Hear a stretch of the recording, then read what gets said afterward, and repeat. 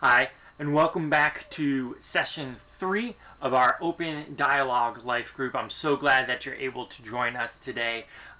We've already looked at how we can effectively listen, how we can enter into conversations, making sure that the focus is right, as well as apologize. And now we're going to start taking the shift from just a regular dialogue, a regular conversation, and the goals that we might have to how do I have a crucial conversation? One of those conversations that will be life-changing, that will be life-impacting. And what exactly can I do?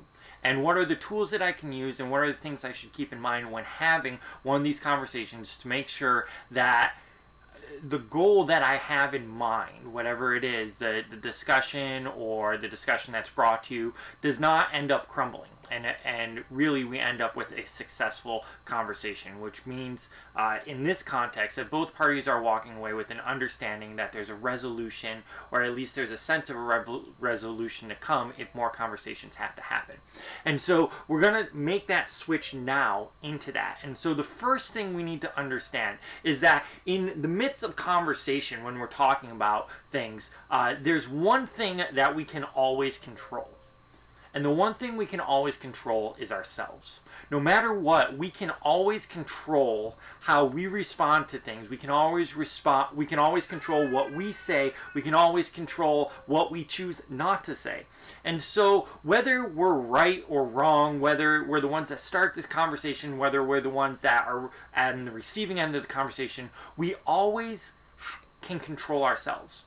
We can't control what the other person says. We can't control all those things. And so what we're going to look at today is some of the things that we can do. The starting point being ourselves. And this is taken from the Crucial Conversation books, Tools for Talking When the Stakes Are High. And we're going to be covering one of the chapters in there, chapter 3. And so really where it comes from is it starts with us, because it's the thing that we can control. And when we're in the midst of a heated conversation where the stakes are high, there's one thing that tends to happen, and this is a generalization, but the problem is a lot of times our behavior doesn't necessarily go downhill. It's not our behavior. We all of a sudden don't start, and again, this is in the midst of everyday conversations. We don't start smashing things, we don't start punching walls, we don't start slapping people around. Our behavior doesn't denigrate, but a lot of times our motives do. A lot of times our motives are what change. And remember, if you remember from the last session and 2 sessions ago, in order to have a healthy, beneficial conversation, there needs to be a flow of information back and forth. And in the midst of that flow of information, it's also important that we're adding to the pool of understanding. Right? There needs to be relevant information that's adding to the pool of understanding. And so what happens is our motive denigrates. Our motive denigrates. It lessens. And we become fixed on this idea of, if I can fix this person, or if I can fix what this person is thinking, then everything will get better. Well, if I could just win this person over to my view, or if I could just convince them how wrong they are, then the problem will be better. And again, we talked about this in the last session, the first session, is that's no longer a conversation, that's now a debate. And so when we're entering into these crucial conversations, we have to stay away from this idea of, if I can just fix that person, or if I can just, get this person to agree with me, then everything will be better. Because more often than not, that mindset ends up adding to the problem that we're already facing.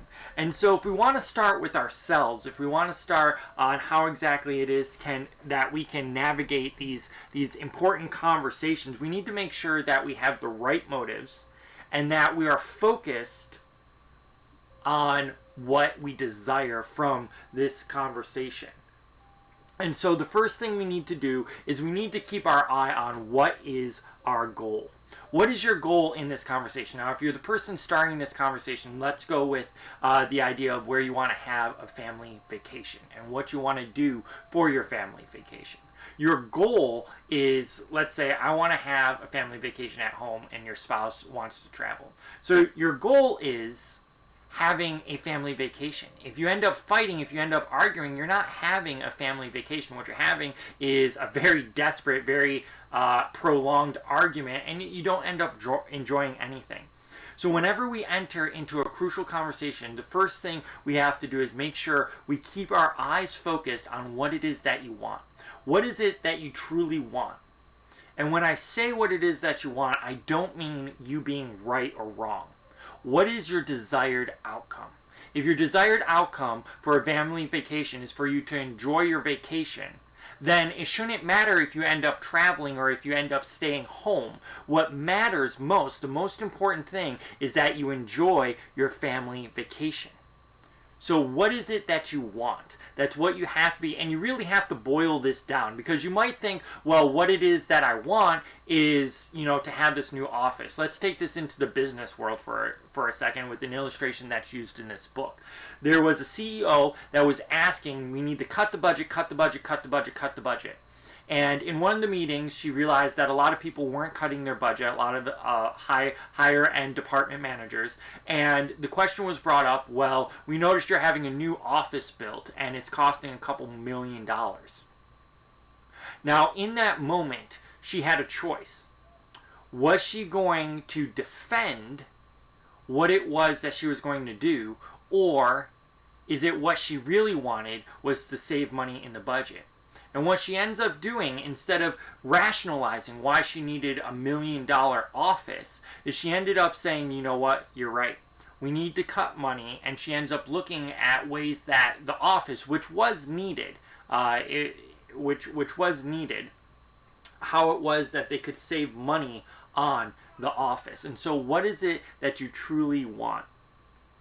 That's the first thing we need to do. And the second thing is you need to avoid what's called the fool's choice. And the fool's choice is whenever we think it's an either or.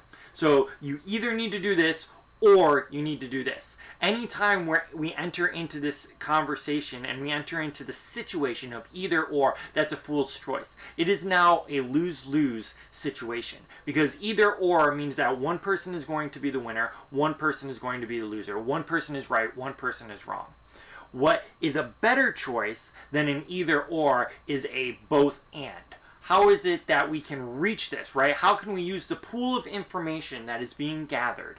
How is it that we can take everything that we know and come up with a solution that will satisfy everyone that is a part of this conversation? So we need to stay focused on what it is that we want, and we need to avoid the fool's choice, which is believing and entering into this idea that it is either or. And so the first thing we need to do for the first one. So when it comes to the first point, which is what is it that I really want, is we need to really refocus our brain. We need to refocus our brain into realizing and asking yourself, what am I doing? And what is my underlying motive? Am I having this conversation because what I really want is a family vacation that's enjoyable? Or am I having this conversation because I really desire to go to Disney World and that's where I think we should spend money going? Right? It seems like a nuance, but the motive for one is wanting to go to a specific location, and the motive for other is wanting to have a family vacation. I was watching 90 Days Fiancé Happily Ever After the other day, and there was this couple on it that he really wanted to, the one gentleman wanted to spend time with his family and wanted to go see his family. They ended up not being able to make the trip, and so instead of doing that, he got all moody and everything when they decided to spend time with her family. So the underlying motive for him was not necessarily spending time with his family. It was specifically his family. And he ended up ruining the trip and his son's birthday because that motive of wanting to spend time with his family ended up overcoming what was a family trip. So he made let's do this family trip, but really his motive was different. It wasn't a family trip. It was specifically he wanted to see his family. And so we have to retrain our brain and ask ourselves, why am I having this conversation? What is my underlying motive for this conversation? we need to ask ourselves, what do I really want for myself? What do I really want for others? What do I really want for this relationship? Those are the questions we need to ask when we are entering into a crucial conversation. What is the outcome I want for myself? What is the outcome I want to see for others? What is the outcome I want to see from this relationship?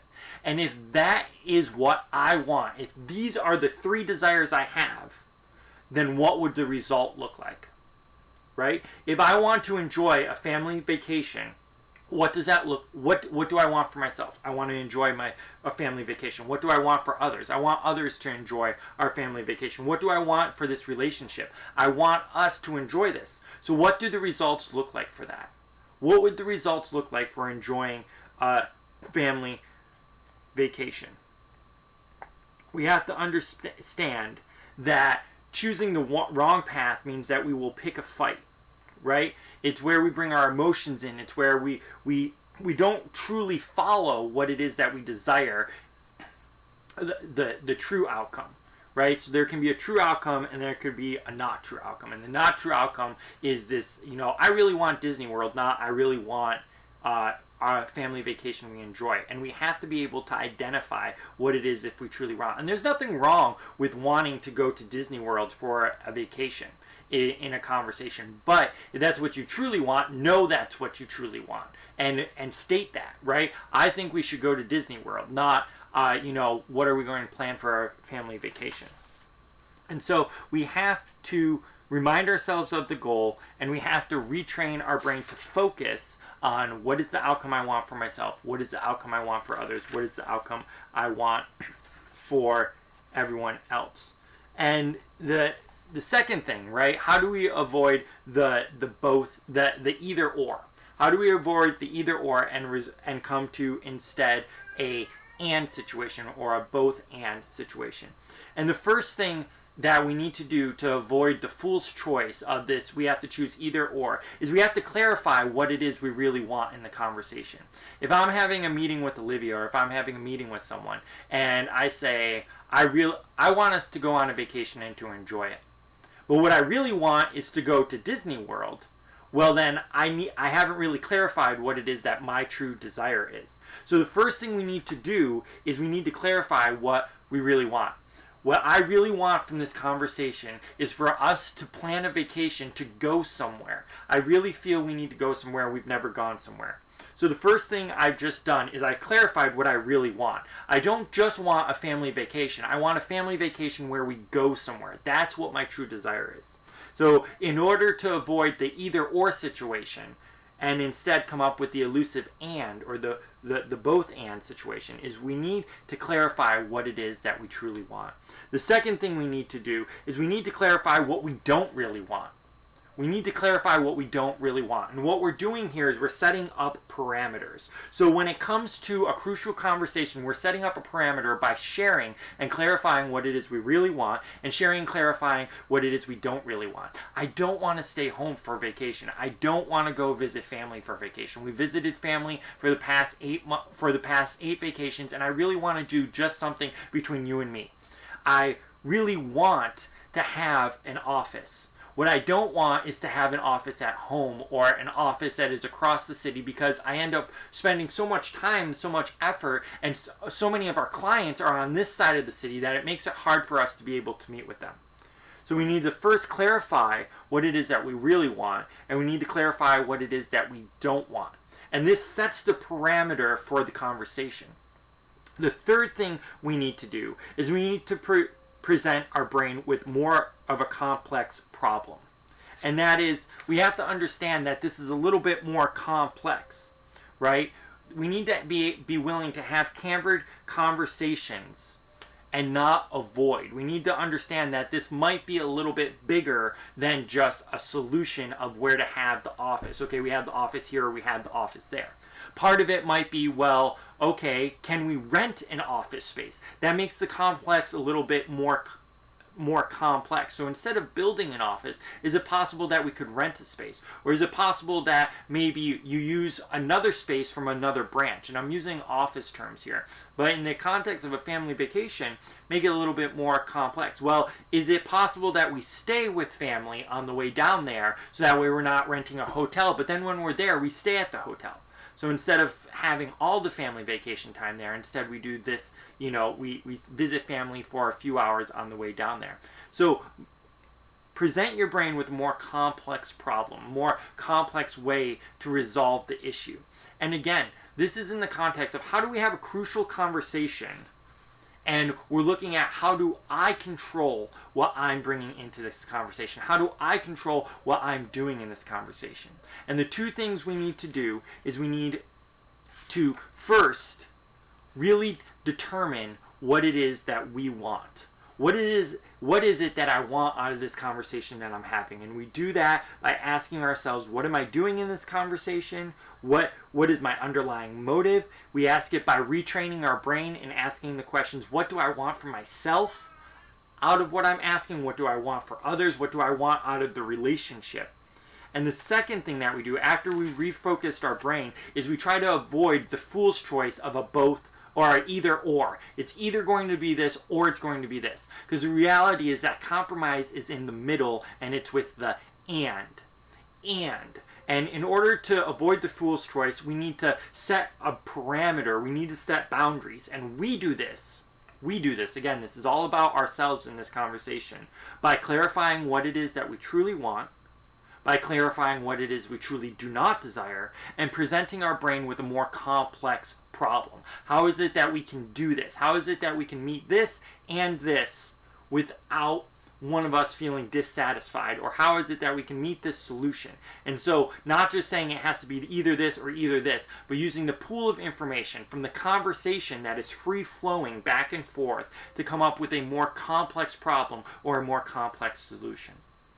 I pray that this has been helpful. I hope that we'll able to start focusing on ourselves and focusing on how we can retrain our brains as we enter into and continue on in the next session, talking about how it is that we can have these crucial conversations.